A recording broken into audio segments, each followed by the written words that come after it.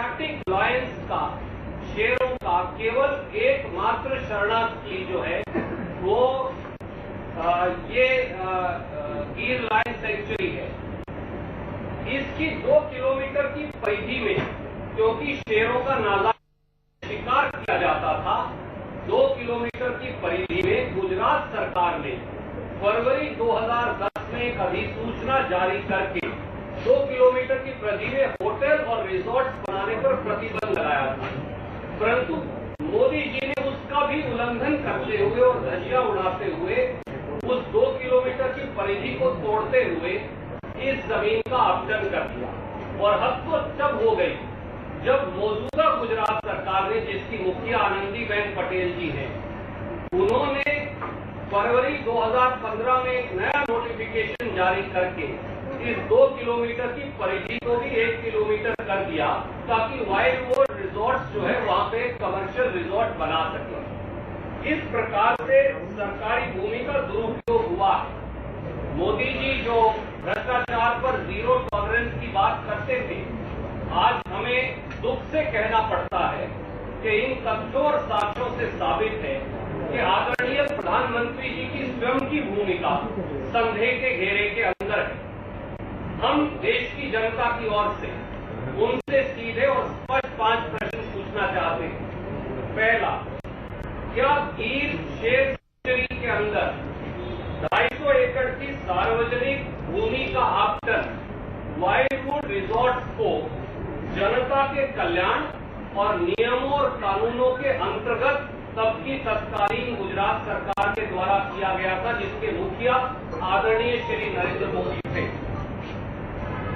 WWR वाइल्डवुड resort, जिसको resort लगाने का कोई तजुर्बा नहीं था, उनको जमीन आवंटन का क्या मापदंड था? क्या कोई सार्वजनिक इश्तिहार दिया गया, या टेंडर की प्रक्रिया लागू की गई, या वो कानून लागू किया गया, you show me the face I will show you the rule?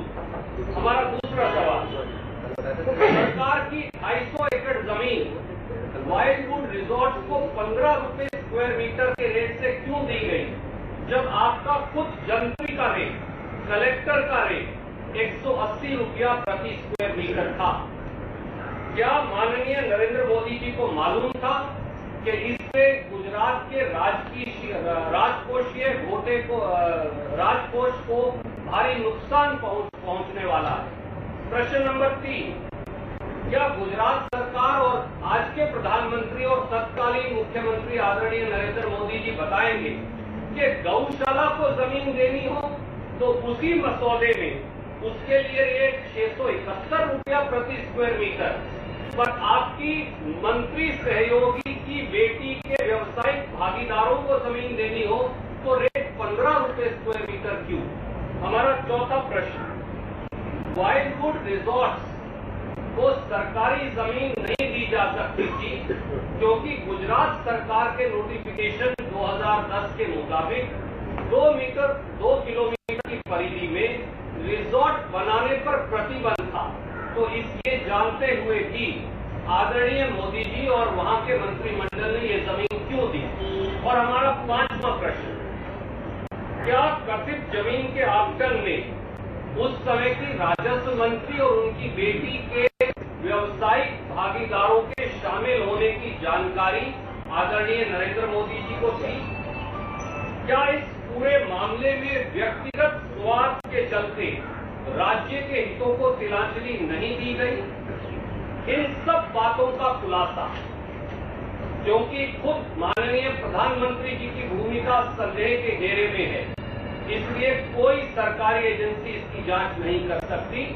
हम मांग करते हैं कि सुप्रीम कोर्ट के मॉनिटरिंग में एक एसआईटी, प्रधानमंत्री जी सारे तथ्यों को सार्वजनिक पटल पर रखने के लिए कॉन्स्टिट्यूट करें और वो खुद माननीय प्रधानमंत्री जी, आनंदीबेन पटेल जी और सब व्यक्तियों की भूमिका की जांच करें और निष्पक्ष जांच होने तक श्रीमती आनंदीबेन पटेल को गुजरात के मुख्यमंत्री पद से या बर्खास्त किया जाए या उनका इस्तीफा ले लिया जाए।